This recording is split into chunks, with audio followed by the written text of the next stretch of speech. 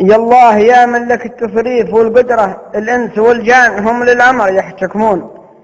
يا من بت الزرع في الظلمات من بذرة، لك أمر محصور بين الكاف هو النون. يا مرزق الحوت يا مرزق الطير هو الحوت في بحره، لا قلت للأمر كن ملزوم هو بيكون.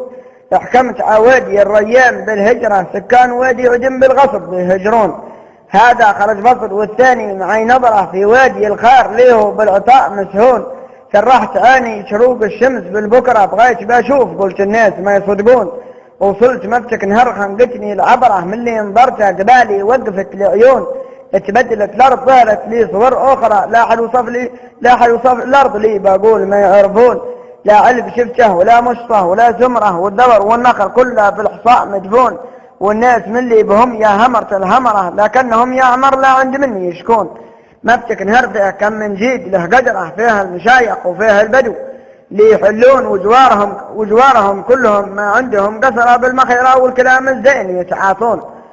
وعبرت صاغة بلد من طوق يا حسرة، فيها دواسر يشلون السقل مثمون. وعبرت كبكب وعاصيق السود مرة، حلينها كلهم بالكارثة يحكون.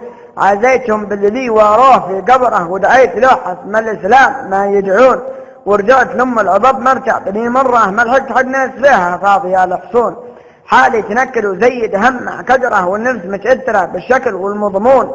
يا الحوت سيلك خطاع الحد في حجره، ما حد وصف لي مثيلك عمدال قرون. والحكم لله وحده والقدر قدره، والناس تحت المشية كلهم يمشون. الواحد الفرد منا نفع ومضره، ومن تقبض بحبل الله ما بيهون.